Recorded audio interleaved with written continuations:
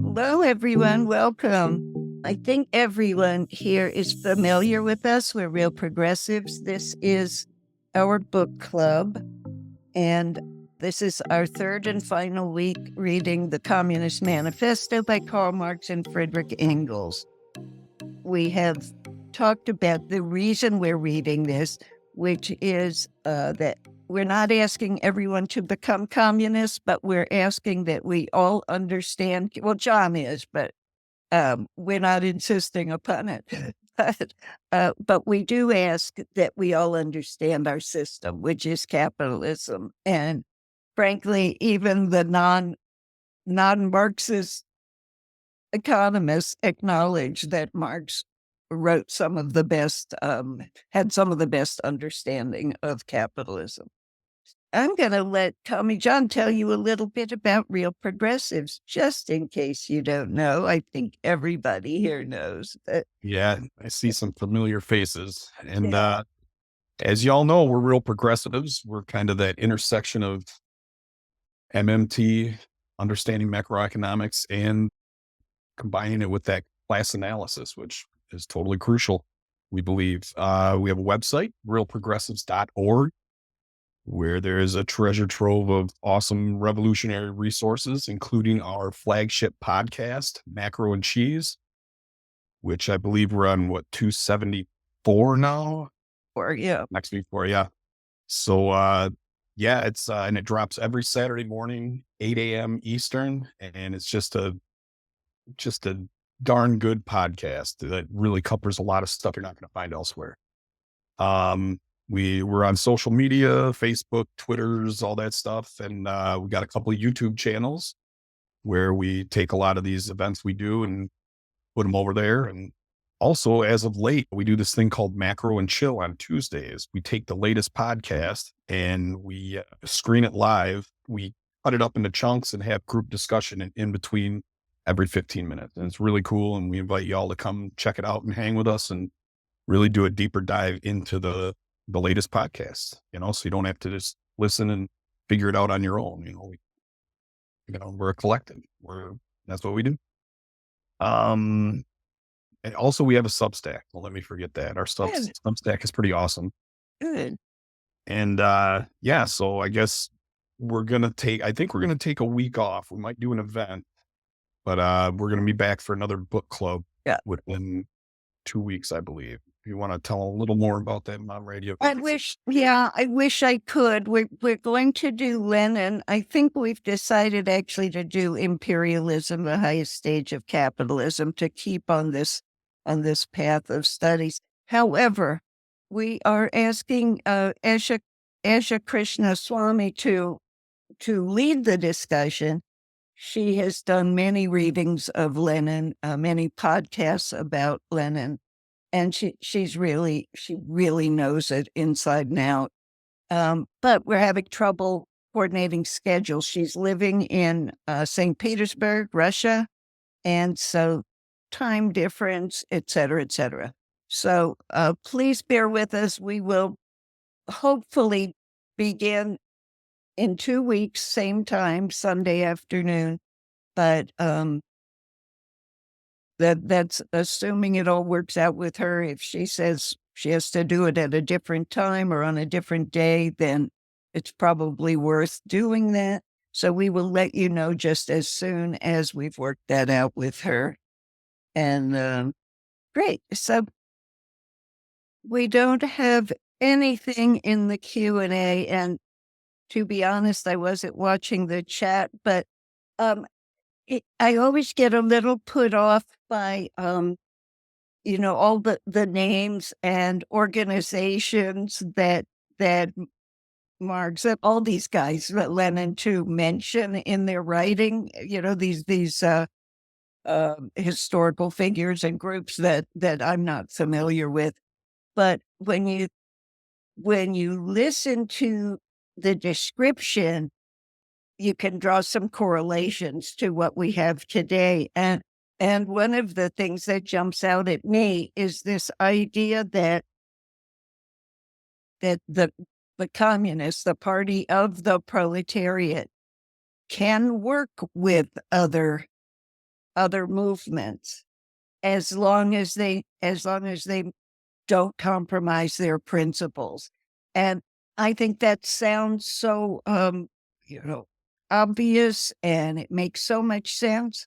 But the devil is in the details, as we know from our own attempts to work with people who we might agree with on everything, but who don't understand the monetary system, for example, or people who understand MMT very well, but don't have a class analysis. So this is where it's tricky. And these are the things I believe we need to be struggling with all the time to try to come up with the best strategy, the clearest communication. How do we attract and not repel people without compromising our principles? And I think we can all acknowledge that's really difficult. Q&A. Go ahead. All right. Well, we've got one from a good friend of the show, Cheryl Van Epps. Can we unmute Cheryl? Yes, we should do that. Cheryl's got a lovely speaking voice.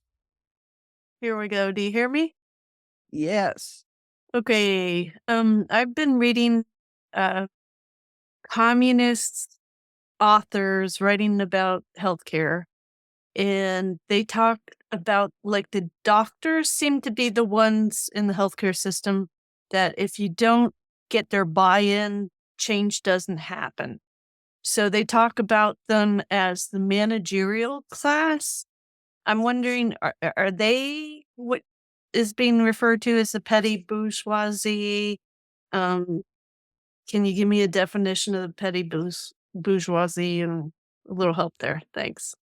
From what I understand, it's like the petty bourgeoisie is like the small business owners, those who are actively exploiting workers, but not on the scale that maybe the larger employers and banks and billionaire classes, where they're trying to become bourgeoisie.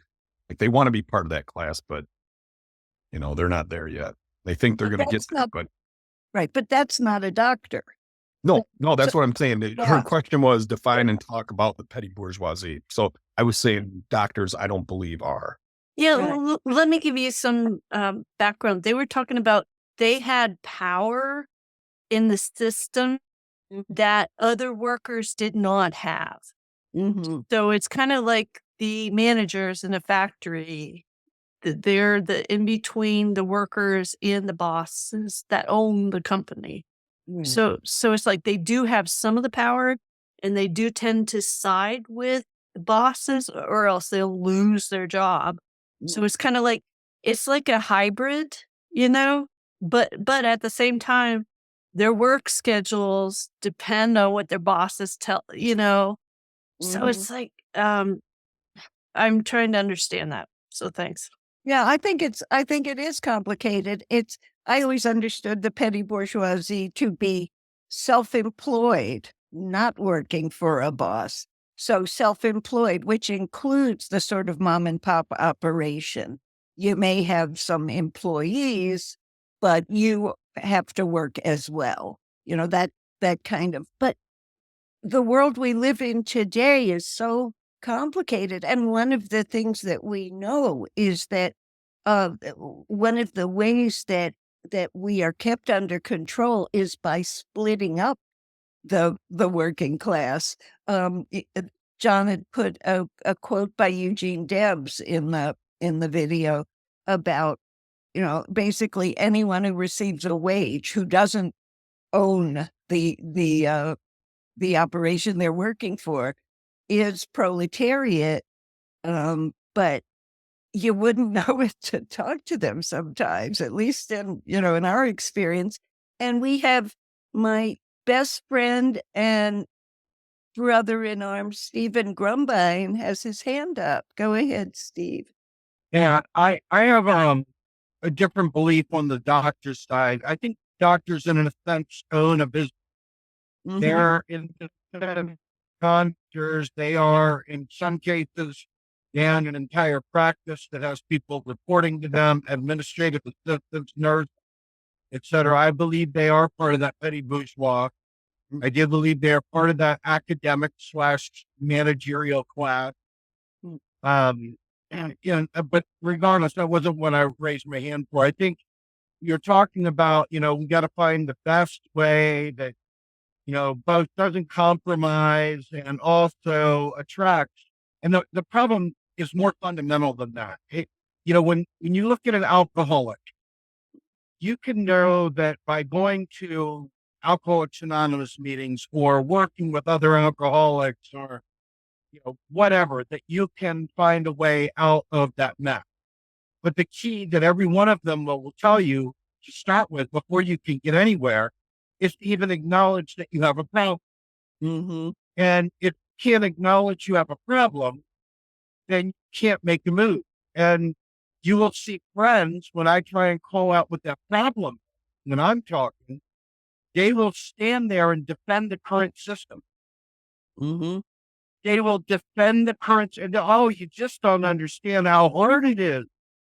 Just don't understand. No, only so many people vote, or you just don't understand. It's always like a gatekeeping response because they have not come into agreement with the fact Mhm. that we have a problem. And so part of, you know, the reason why the analogy I made about the alcoholic is a bad one is because other alcoholics look at the alcoholic that's still suffering and hasn't come to that point and learn from their stupidity, learn from their lack of learning. Okay. You still find a way to derive value from their continued use of alcohol as they kill themselves. The difference in society is that we all die if those people hold on to the old ideas. We still stay slaves if they hold on to the old ideas. We have one more person we have to knock down in a revolution if they hold on to those ideas. We have one more gatekeeper, boundary holder, one more speed bump to living, to survival. Okay. So there's, I think we are at an unfortunate place in our arc of history because we don't want to be in the middle of an arc of revolution. We want to be at the end of that or at the beginning of that. We don't like being in a place where we can't jump to action. We don't want to be in a place where, we don't really have answers. So like, well, if we don't vote for Biden, then what's the answer, Steve? Mhm. Then what do we do, Steve? And it's like we're at that weird middle ground where you're like, we've got to educate people. It doesn't matter how many times you vote 40 times on Sunday. It isn't going to change anything. Vote 700 times on Sunday. I don't care. Tuesday too. But you cannot make progress if you don't acknowledge you have a problem. You can't even learn new information. It's just going to be head knowledge unless you realize there's a problem. And that to me is the heart change that I've been talking about is required not only for MMT to matter, but all the class struggle to matter and the class analysis to matter. Because you can hear it in Sunday book club, but then Monday morning, as soon as you're back around your normie friends, forget about class struggle and go right back to that stupid Donnie Tiny Hands and, Biden, and you're right back to it. So for me, the biggest thing here is we got to recognize that we are in a weird tweener part of the arc of revolution. We're not at that point where we're ready to walk out and take to the streets because we don't have enough people. And we're still dealing with waking people up that are stubbornly resistant to seeing the world as it is. Or maybe they have privilege and they are bourgeois themselves and therefore are struggling to hold on to that place in society and don't care who will get hurt. And Mhm. for them to be able to maintain their little teeny sliver of elitists, this is a really important thing to recognize is where you are in that struggle. And again, it's an arc. If you look at the French Revolution, God, we failed the world by not doing the S word. I'm telling you, this was the biggest failing of our organization, not doing the S word, because this is exploration of where you are in the arc of each of these revolutions, whether it be Haiti, whether it be Russia, whether it be, the Industrial Revolution, all these different, worker strikes that you saw in the, during the Industrial Revolution, the coal miners, etc. If you don't recognize where you are in that, you may not understand what needs to be done in that moment. And I think that that's the struggle we're dealing with right now is, first of all, we got people that don't agree that we have a problem. They think they can vote their way out of this. And that very, very childlike belief has to be destroyed like Santa and the Easter Bunny. And then once you get past that, then you got to go, okay, so now what? Okay, I agree. And that's when I start talking about parallel systems. And Lenin's talked about, and Donald talked about, everybody that I've talked to has talked about this. But this is the piece parts to that Lego set that you've got to put together, the snap tight, the little pieces of the jigsaw puzzle. If we don't recognize that we've got to educate each other and educate ourselves, right? That's why these things are so, and it's why it's disappointing there's only 16 people here. Because even though this is a tough read, and it is tough, let's be fair, just to your point, Virginia, using a lot of these silly, it's silly to us, but back then I'm sure it mattered. Yeah, but today it doesn't matter. But if you're an abstract thinker, and I am, then you can kind of superimpose today's alternatives to these names with relative ease. But anyway, I just think that it's super important that you get to that step one, the AA version of step one for socialism, for capitalism, for class analysis. Houston, we have a problem. And if you're still struggling with it, if you still think it's just bad voters and we don't have enough voters voting, and so therefore, oh my goodness, I ask you this, out of all the people that quote unquote saved democracy this time around when Biden was elected, how many of you all voted to murder 15,000 babies in Palestine? If you believe you voted for that, then, so be it. You got your wish. But I would guarantee you most people genuinely thought they weren't voting for a Republican, right? Because that's what you thought you were doing. You were saving democracy. But democracy doesn't exist. And you have to snap out of that little teeny paradigm that they've put you in to believe that the universal set of options are vote harder. If you don't snap out of that, we are doomed to keep this up forever. Anyway, that's all I got to say. No, thank you. I was thinking when you were talking, I was thinking about the AA example, and that thing that's so difficult. Is we work with people all the time who like you said, the first thing you have to do is admit you have a problem. I'm powerless over alcohol, but we meet people all the time who admit there's a problem, but they see a portion of it. So, we have an environmental crisis. We have a problem. We've got to fix the environmental crisis. And they are passionate and committed. We work with people in the Medicare for All or universal single-payer healthcare movement, and that's their focus.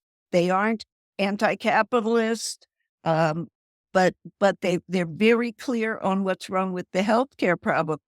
Somehow we know that by introducing these people to some of the thoughts, that some of the principles that we believe in, makes a huge difference in their outlook. We've introduced a lot of people in the Medicare for All movement to MMT, which is, as you're always saying, Steve, is such a radicalizer. Once they realize the government can actually pay for it all, suddenly it's like, so wait a minute, why are we writing petitions to Ro Khanna? Why are we writing letters to Nancy Pelosi? Whoa. There's a reason that Congress isn't doing it, and it might go a little deeper than searching for the money.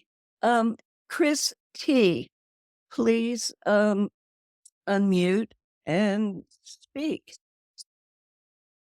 It's been a while because so my thoughts are like I'm trying to gather them back into the fold. But my point is, I know.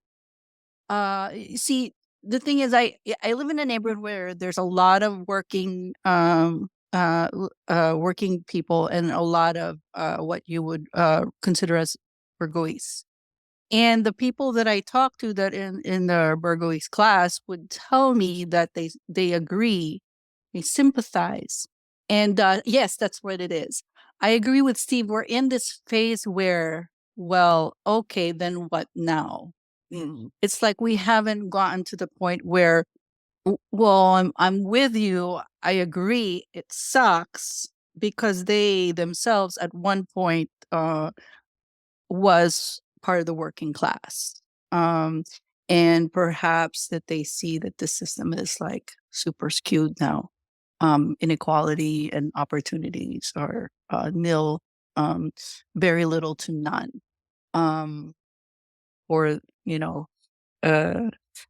so yeah, other than voting, what else is there is the question on the table, I feel. Thank you very much. I remember Bill Mitchell a while back, maybe a couple months, when he did the macro and cheese.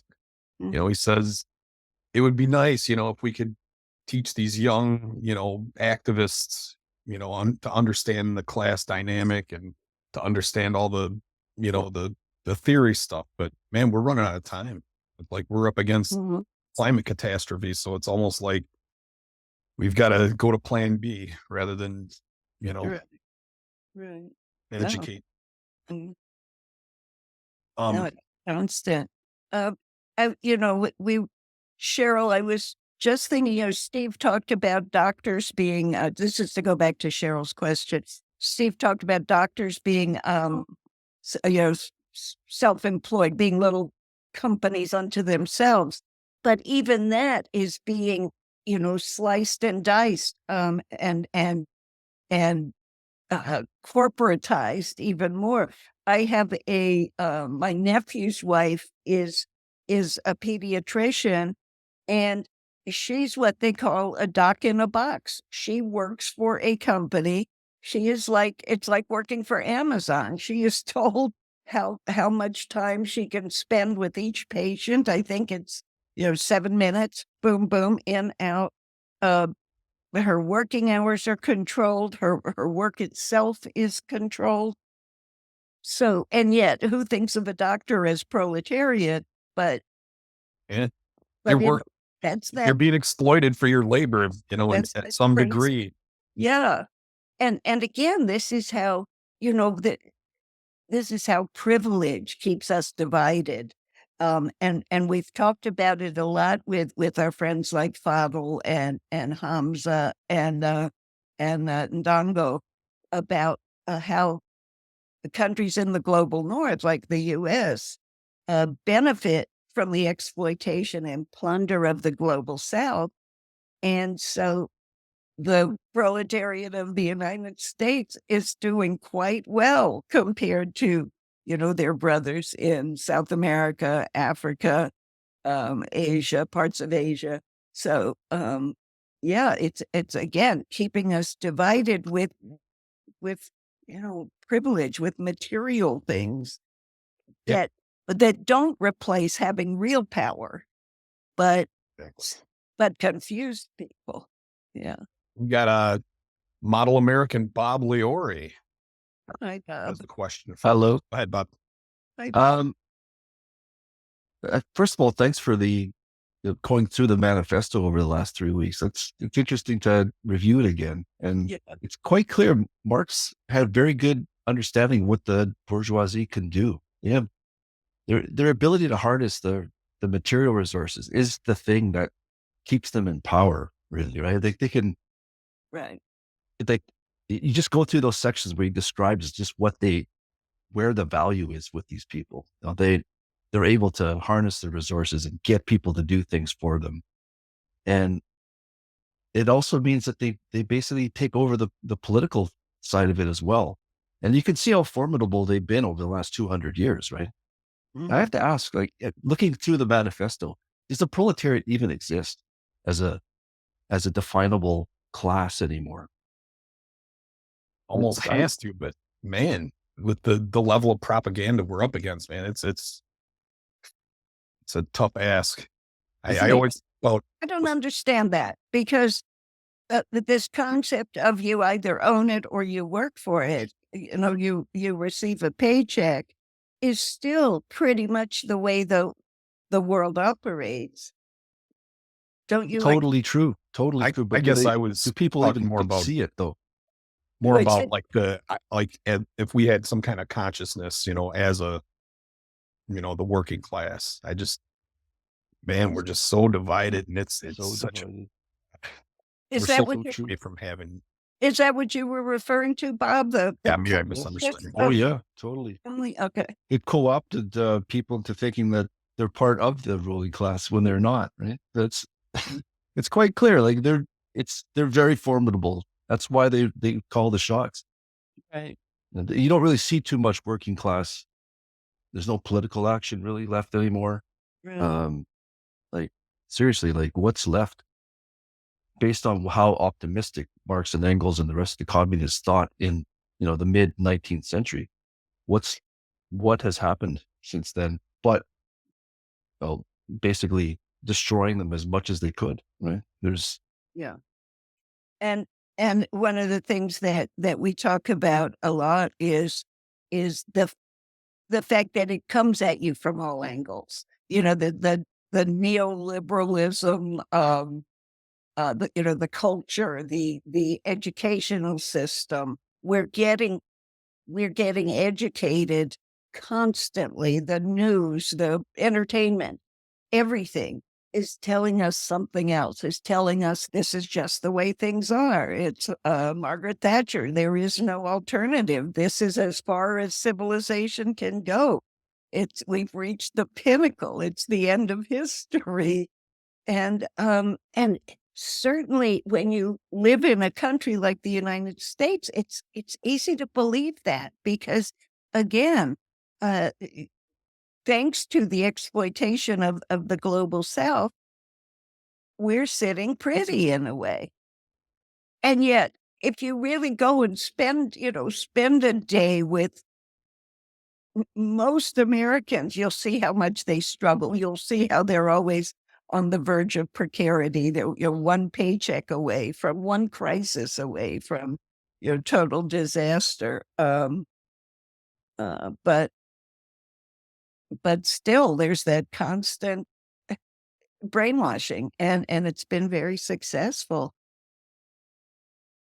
I But his think diagnosis, just one more thought before I go into the background. The yeah. diagnosis that Marx had of why the bourgeoisie should not be running things is, I think, really persuasive. You look through the section where he goes over, they can harness all this capital, they can, basically move mountains, but it's for very narrow objectives and very hollow ones too. He goes through that kind of thing and says they're doing all this stuff and it's only for really like personal gain. There's no sort of social or collective kind of benefits. And you can see that indictment is really the root of why the manifesto matters, right? Because it's like these guys are running things, but they don't know what they're doing. They're not achieving things that should be broadly, supportive of the whole society. It's only for a narrow class thing. So I like that aspect of reviewing that part. So I thought that was really, like, Marx's diagnosis is pretty compelling, right? He goes into why there's something wrong with the bourgeoisie running things. They have no trouble basically sabotaging the productive process too when things go bad, right? That's another key thing that you see with depressions and stuff, right? They're willing to do that at the turn of a hat, right? But if the working class goes on strike, well, then they call the army in. There's these kinds of things that you can see are going on in the background. And it's like, I like going over that part of his diagnosis or his understanding of the class differences. So no, it was useful. Right. I tend to think, and I'm not a Marxist scholar, but I consider myself a Marxist. But I tend to think it's it's more like a machine. It's not the bourgeoisie, the individual bourgeoisie are not. It almost doesn't matter. Because it's not like they don't know what they're doing or they're making bad decisions. I feel like it's bigger than them. Choices are made based on what is the most profitable, not because, as the owner of this corporation, I'm an evil person. It's because I'm only thinking in terms of profit. That's how we do things. Steve had showed some of us a piece earlier about the Boeing plant in Georgia, South Carolina, someplace like that.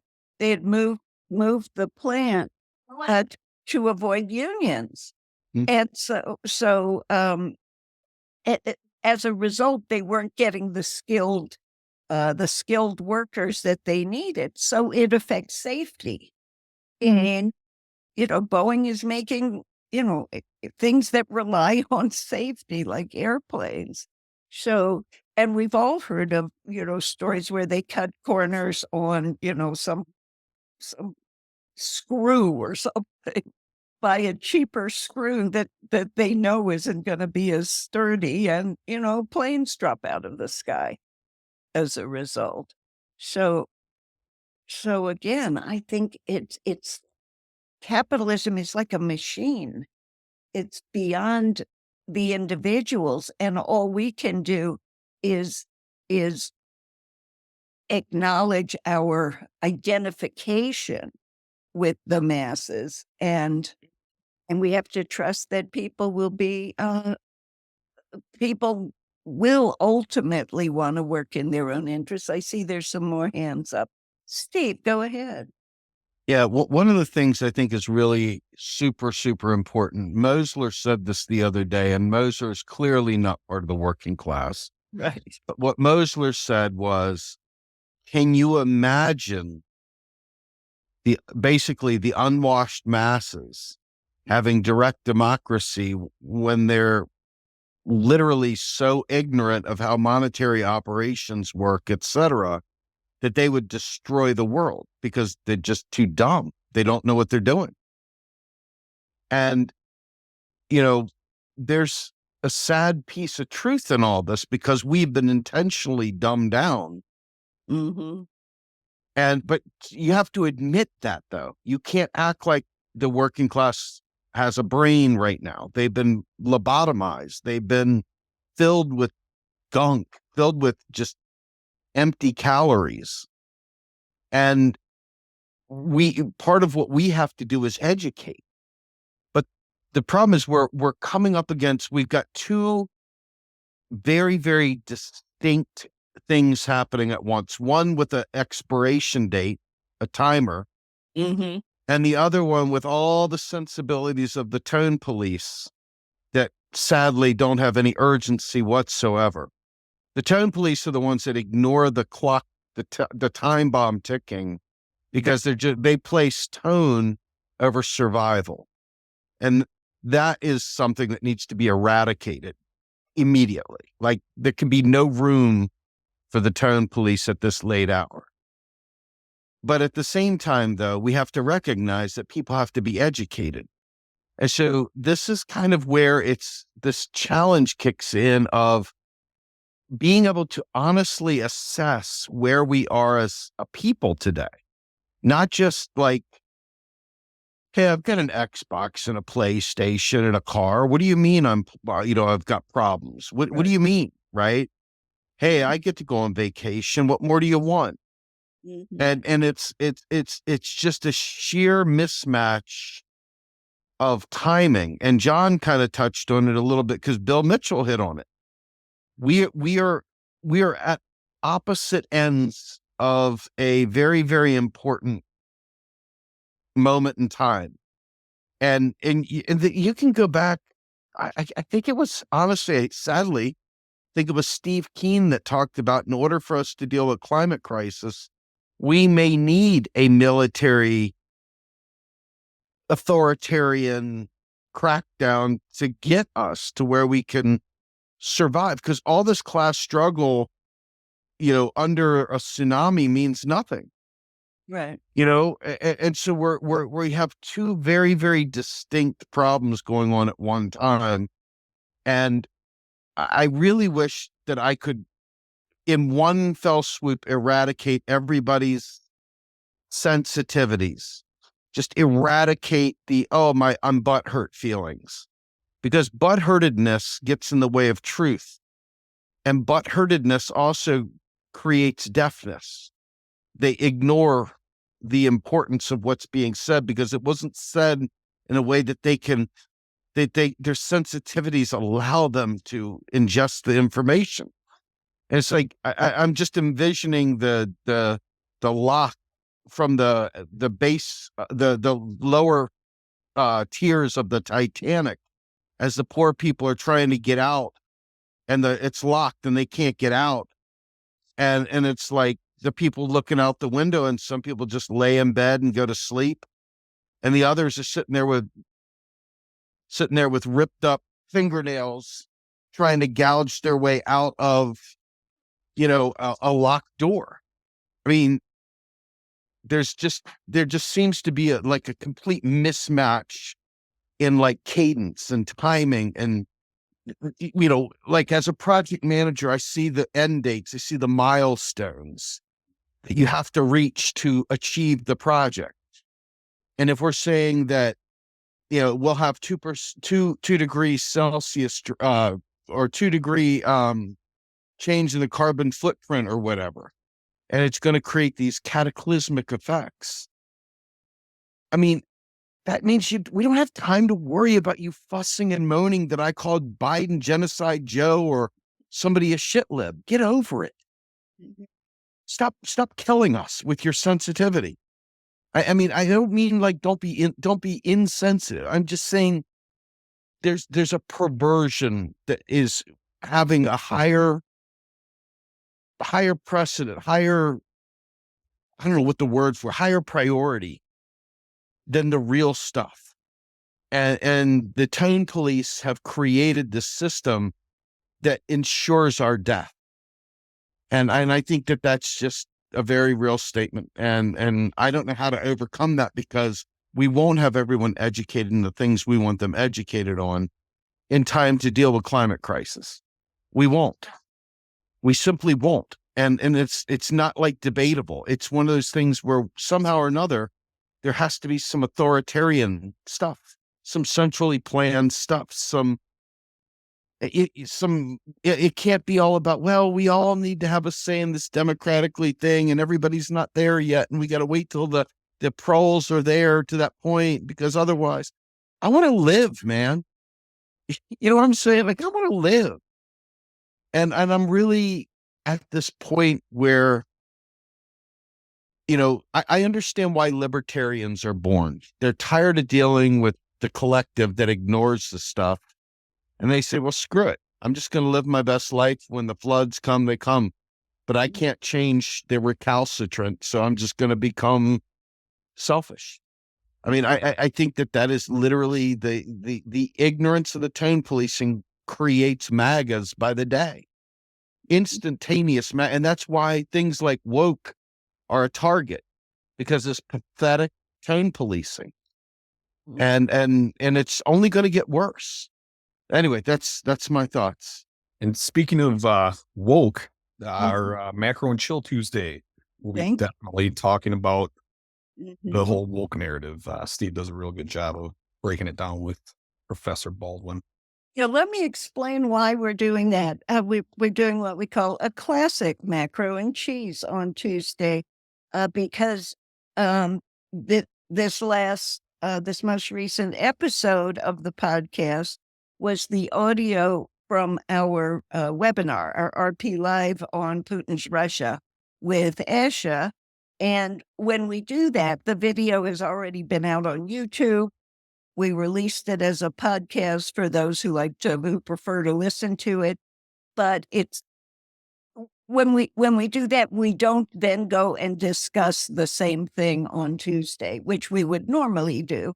But when we release something like a book club episode or a RP Live episode, then we find an old podcast episode that is so good, and this one is with Devarian Baldwin. If you go to our website, right at the top of the page, you'll see upcoming events, Macro and Chill. If you go in there, you'll also find the link to the episode if you want to listen ahead. And also, you can register. There's the link to register. And we'd love to see you there on Tuesday. You know, I still maintain, Steve, about the tone police, that people will, if people want to fight the idea, they will use any excuse. If you talk about genocide in Gaza with your pinky up, they'll find it. They can't criticize your tone or your rage. They'll criticize something else about it. And so all we can do is stick to the truth, stick to the ideas, educate people. And as for the fact that there's not some magic, conscious proletariat, that's absolutely true. And, Lenin talks about needing a vanguard group, a vanguard party. That's what the Bolsheviks were. So you can have love for the proletariat, for the people, which, all great revolutionaries talk about that. But you also, and you are constantly educating and uplifting, but still decisions have to be made. That's what a vanguard does.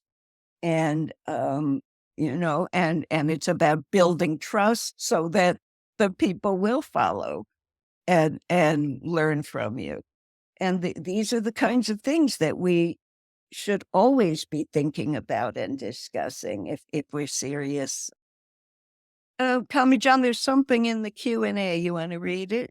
Okay. I think Christina put her hand back up. So maybe she's got something also. But until she unmutes, got an anonymous attendee who asks, wondering if there is really another way other than the one that includes appealing to / checking in with bourgeoisie. Mm-hmm. What does that look like? Meanwhile, as we are fighting with bourgeoisie, the elites have come up with plan X, Y, and Z. My bad. Sorry about that. Mm-hmm. Yeah. And like Mom Rat always says, man, the ruling class, they do this impeccable job of like adapting to, monkey wrenches thrown their way and just keeping the system evolving ahead of whatever we can throw at them, so you're right. Yeah, I don't think I was the first person who said that, Tommy John, but thank you. I think it was, Marx, Engels, Lenin. You were the first person that said it to me. So I said it to you, exactly. And you say it quite often, and it really does resonate. Like, fucking A, they got to give it to them. Yeah, capitalism adjusts. Economic systems adjust until they reach a certain critical point. And this is dialectical materialism. There are the fact that things are constantly in the process of change, of growth, and of death, and that you reach a certain amount of change, and it either bursts into a new phase, like a revolution, like a better social system, or it collapses and dies and disappears. And there have been civilizations who have just vanished. I think the Mayans, I think that happened to the Mayans, for example. They just get to where the ruling class is so bloated and puts such a burden on the working class that the working class can't survive. They can't live. They can't work any harder, and it all falls apart.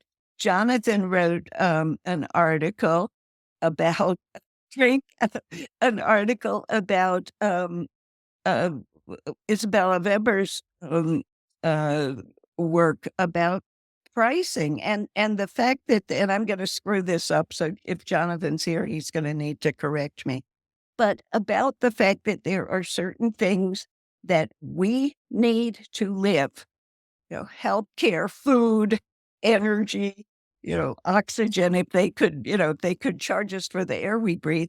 But the things that we need in order to live, if they raise the prices too far, people won't be able to afford to live.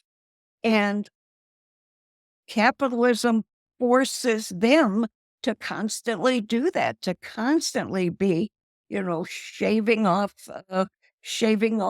the costs of production here, shaving off wages there, or slowing slowing wages down, and raising prices. And it's all in pursuit of profit. And again, I don't think it's about a particular greedy guy, or a particular greedy group of guys. I think it's more than that. I think greed is kind of secondary almost. I'm trying to find a place to You are. I know. You're All the right. stuff you're saying, Virgin, is amazing. So I didn't want to interject, but it seems like this is a good spot here. I'm just trying to figure out, I'm just relating the things that we've been listening to what's happening within my reality. And I think people do the same from what is reflected on the chats here. And let's take a look at not even the private sector, but the public sector, for example. And I have children that are still in the unified school district here in my area, right? And who are the people running for student council? Who are the people that are able to actually attend student councils? Not the person that has two people working at home. Absolutely not. If they do, they're haggard, and basically their friends have dragged them there to help to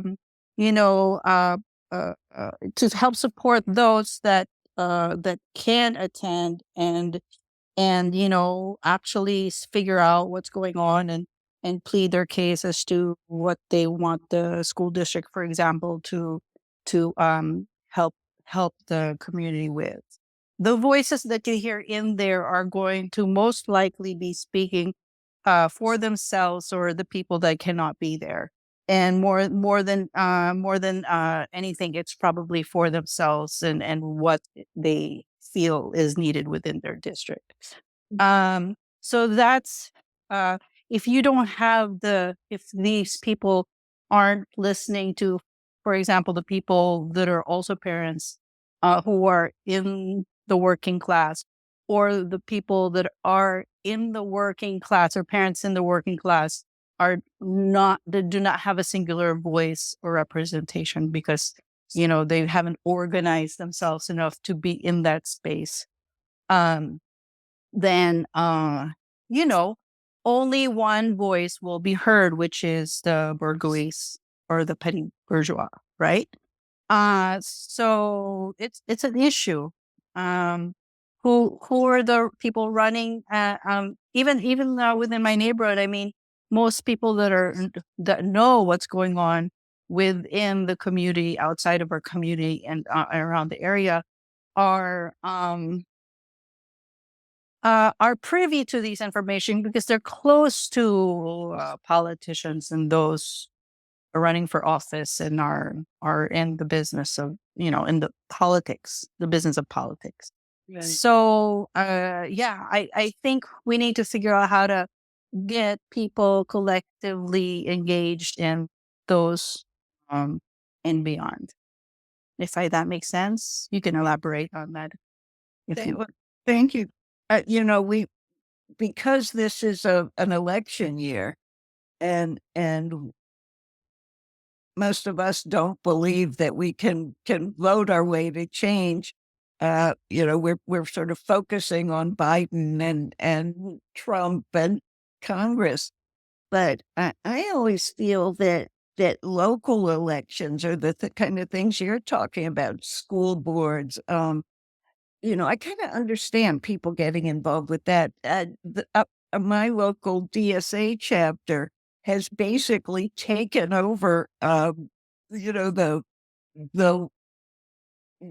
one community's Democratic club, and I don't know, maybe they can make a difference. I'm not going to tell them not to do it, good luck to you. So, and I have friends, in New York who are very involved in prison reform, domestic violence, women's shelters. And so it matters very much to them who is on city council, who Right. the mayor is, who the governor is. And again, maybe they can, but what we understand is that Right. that's not how fundamental change is going to happen. So yes, you can make things a little better For your area. Yeah, yeah. But I think it's also a way to influence people because, the people that are active, for example, in this arena that I know of, try to get they try to solicit me to go on their side and help plead their case to X, Y, and Z, right, student council. And I try to educate them on MMT and I get a mixed bag. Of course, you'll have the wife of some economic professor telling me I'm giving people bogus information, and then those that are open and saying, yeah, that makes all sense. Let's figure this out. I always think back to the time where this district voted for a huge grant that they're paying, tenfolds back or a loan that they had paid tenfolds back, and nobody told them any better at that time, right? So it's like it's such a struggle.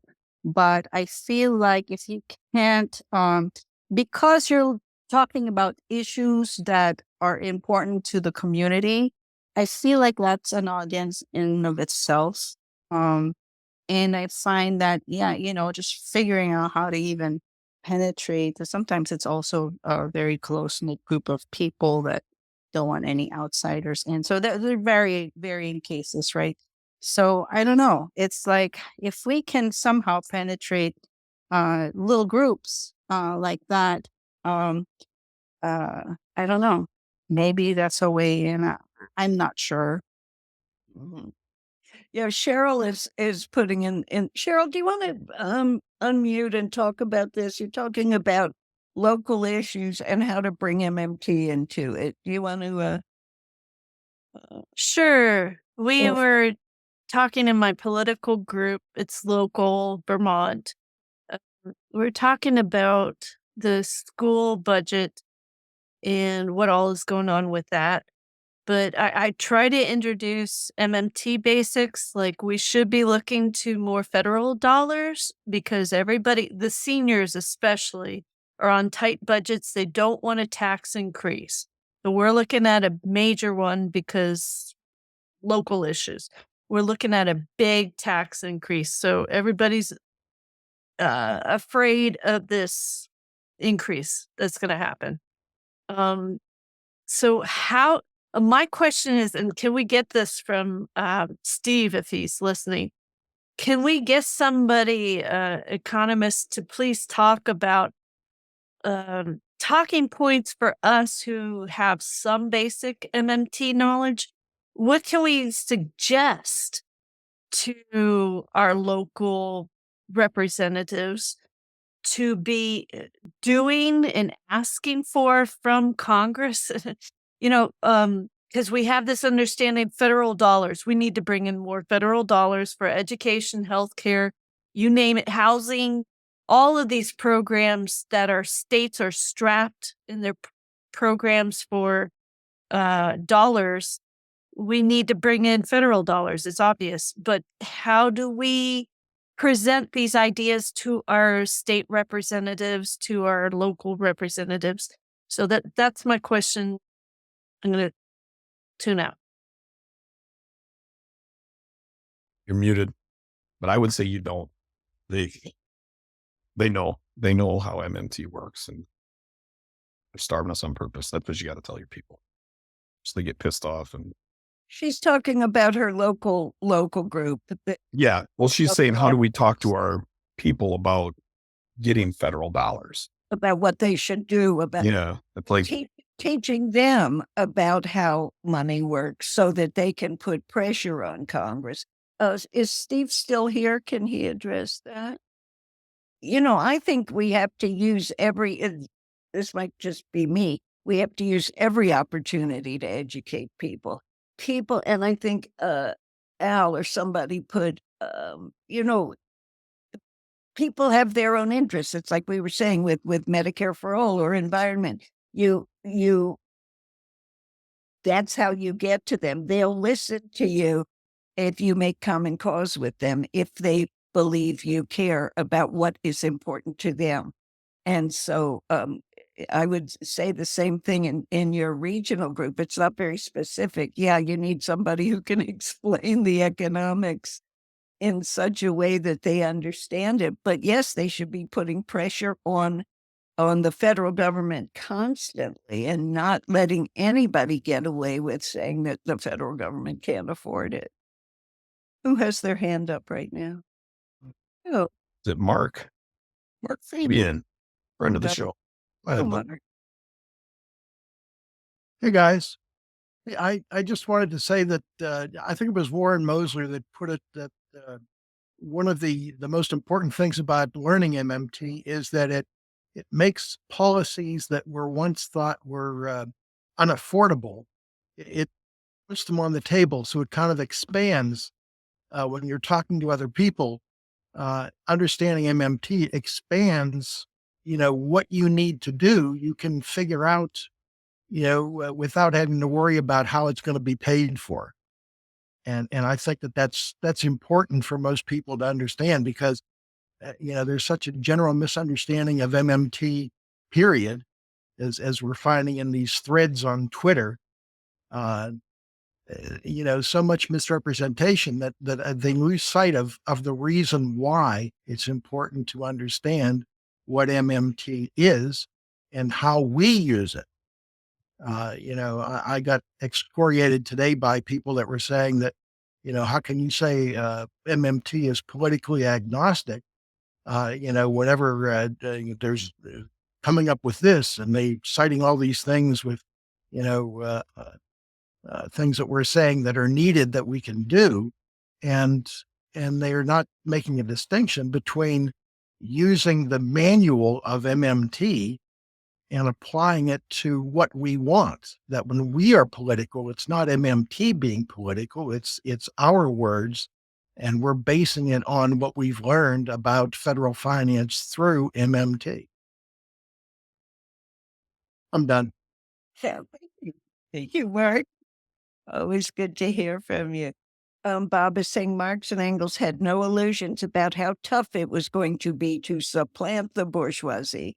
Forcible overthrow was the only solution offered at the end of the manifesto. Yeah, looks that way.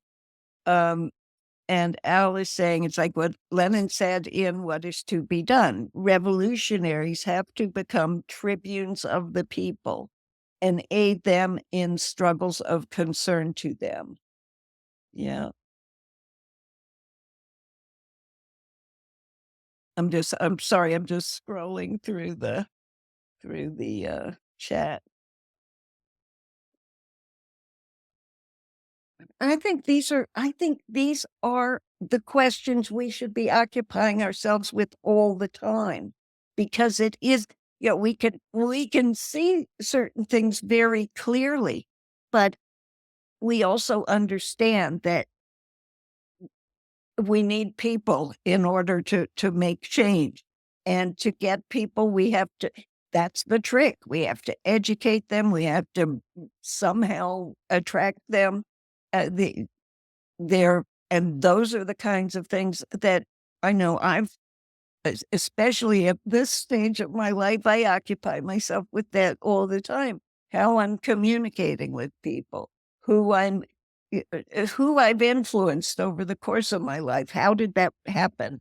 What was it that I said or did that made people respond? Because I have, a humble, small number of people, but I have influenced some people. And so, if I could put it in a bottle and sell it, I would. But unfortunately, You're like Lenin running through the Russian peasant fields, teaching them how to. Oh yeah. As Gramsci said, the old world is dying and the new world is struggling to be born. Right. It's the time of monsters. Go ahead, Steve. No, I just wanted to thank everybody, but I'm curious. Okay, this is we don't live in a world where everybody, but there may be a couple of you out there. I don't know, because I'm physically unable to be out and about. I have arthritis. I'm not capable of meeting people constantly out in public. I don't work at a job. I work from home online, not with my coworkers, but in video conferences with my coworkers. So the idea of meeting at the water cooler, at the Union Hall or whatever, is something that I'm not capable of doing. And most of the people on our team are not capable of doing. And that leaves us with social media. And if we're not doing that, we're not communicating with anyone. So this is a real challenge, because back in the day, everybody had to drive to and from a job. Everybody, I remember practically 5 days of the week, we would get home and my mom or dad would hurry up, get their work clothes off and rush us off to baseball practice, where we would meet other human beings and real flesh and talk to one another. I'm sure it's that way for the soccer mom crowd and the crowd that has, the Land Cruisers and the Land Rovers and stuff, but it's just not that way for me. And it's not that way for anybody really that I know. Most people that I talk to are landlocked, and the very few minutes they do get out, it's for a purpose. I don't know whether part of that is still semi-COVID related or, just in general, but I have not seen most of my friends do most of what they do with their family at home, and getting out in public in large groups or whatever is just not a thing. So I know that there's protests, but there's protests that you're not going to talk to. It's not like I've been to a million of them back in the day, and it's not like there's this huge opportunity to really educate in those. It's more of here's my sign, I'm showing solidarity, with people. So I guess my question is,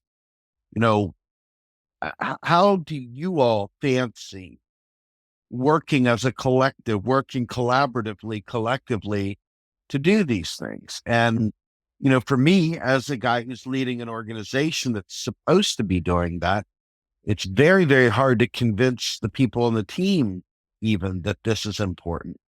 So I'm curious as to the rest of you all, if anybody'd like to talk about it, how to work as a fist, not a bunch of little teeny fingers, and create a nucleus of a movement and grow according to that nucleus. Because right now, again, I can't convince even my most loyal how important it is to retweet something, much less, communicate in the Facebook groups that we have. And if we're not doing it there, we're really not doing it, So it's a new world. The world of 2015 and 16 isn't even here anymore, much less the world of 1969, when I was born. So help me understand what you all's idea of being a fist and working in solidarity and collectively means to you, because we don't have the same world to contend with anymore. Things have radically changed to the point of unrecognizable. Does anybody have a response to that? I know before COVID, I could go to local meetings, and now they're all, on Zoom or through, text groups, or, you're right. It's very different.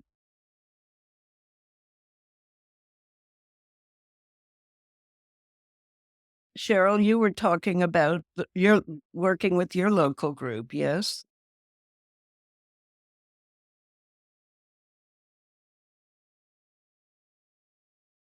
Sorry, I didn't catch that, Virginia. Oh, well, Steve was talking about how, how does one in today's world, where people are more isolated, we're not all meeting on the shop floor, we're not all meeting at the water cooler. How how do you do your political organizing? How do you do it? And you had mentioned some local groups you're working with, or local groups.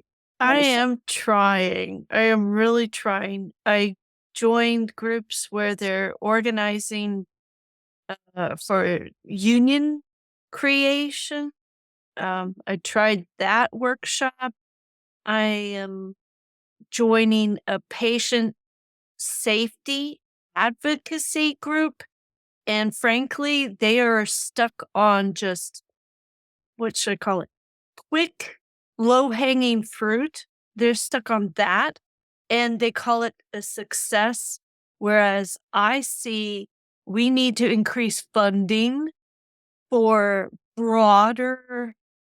I'm thinking of folks like the homeless, mental health patients. They are not even touching those issues. And I don't see that this is a home. I thought it was a home for me to advocate in. I don't see that now. I'm seeing that they are they're looking at incremental change, and they're not looking at the whole picture. And I don't fit in with this group.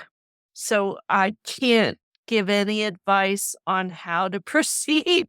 I'm struggling, actually. And I just got back from this trip, which helps me regain my grounding, my basis of who I am, and that I have value, that I have worth, and I have a voice. So that was good for that. But I don't know how to proceed. I'm going to try locally to maybe give classes in how to advocate as a patient to get the care that you need. So I'm maybe going to try locally what you can do for yourself. Right. So I don't know what to do nationally, how to make a big impact, because I'm just one person. I don't have a platform. I don't know how to get this voice out here, but I am seeing at the national level what's going on. And I'm disgusted, and I'm pissed off, and I want to have a voice in it, but I don't know how to get in there and say, look, you're screwing us over, and this is how you're screwing us over. I don't know. I'm looking for guidance. Yeah. Al, do you want to unmute and say what you just put in the chat? Do you want to talk about that?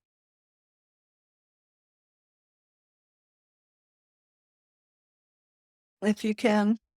Oh, it doesn't have a mic. Oh, okay. So, Kami John, will you read what Al put in the chat? To build a movement. You see that? Absolutely. Al so eloquently states, to build a movement, you have to start at the local level, in communities, bringing people together, and there has to be some face-to-face meetings, events, discussions, even social events, activities. This was one way that German socialists were able to build the largest, strongest socialist party in the world before World War I, the SPD. Right. We hear about that a lot in Marx and Lenin. Yeah. I was saying before COVID, I used to go to local meetings, and I went to DSA, my local DSA. The leadership there was very close to that. Who's that? somebody, the UBI guy. Anyway, so it was very hard to talk about MMT, but I am still in touch with a couple of people who were interested. And I always make sure to let them know when there's an episode of Macro and Cheese that I know that they will find particularly enlightening. And, we talk on the phone. Can't meet publicly so much, so we talk on the phone about it. But, again, I'm not a big movement leader, but you find your little toeholds. That's how I always see it. It's like water finding the crack in the rock that you can trickle through and eventually, create the Grand Canyon. That might be a little grandiose, but you never know. It's no Grumbine analogy, but it'll work. Yeah, exactly. I want to thank everybody for coming and hanging out and doing this with us. Maybe more people and stuff and absorbed it, in whatever way they could, we'd be better off. Yeah, and we are real progressives. As Steve mentioned, we need your help on social media. If you're on Facebook, we have some Facebook groups. Modern Monetary Theory for Real Progressives is an important one. Also on Twitter, Real Progressives. We also have a Macro and Cheese Twitter account. So every Saturday morning, our podcast is released at 8 a.m. Eastern. Make a beeline to Twitter and share that. Please comment, like it. We need help with all of that. And like I said, keep an eye on those places so that you'll know when our next book club will be. The more I hear, I just think we need to start reading Lenin and keep reading Lenin, because Lenin addresses so many of these issues, of these questions, and to help us sort of put these issues into focus. Anyway, keep an eye on our social media. We'll let you know.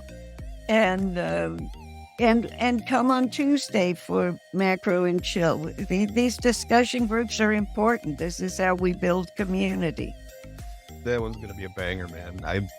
I've been going through it and probably listened to it another 10 times, and it's such a good episode. It's just so crucial when we're talking about this, I guess, like organizing and like this class solidarity and how important race and like the racial history, especially this country, is to understanding and I guess connecting us, man. That like we're divided right now on it because of it's that division of labor, and they've used race to do that, and they're still doing it. And you've got to find that spot, overcome that intersectionality with race and class, and it's just so goddamn important. Next, gender, gender, absolutely. All of those things, and they try to keep us divided using those things, both in the negative, and the so-called progressives want us to focus on these slice and dice issues, and the truth is somewhere else. That's the intersectionality. And as Steve mentioned, there's a discussion of woke and what that really means and what it should mean. So I look forward to seeing you all there. Same hosts. If you want to see our lovely faces again, come on down Tuesday night. Okay. Awesome. Thanks, everyone. Love you, Mom Rad. Thanks again for putting this all together. Tommy John, I love you to bits. Thank you so much. Thanks to Steve and Cheryl and Bob and Al and Mark and Catherine, everybody. It's so great to have you all here. Cool. So we'll be getting the word out for the next one, and have a good day, everyone. Be safe. Thank you all.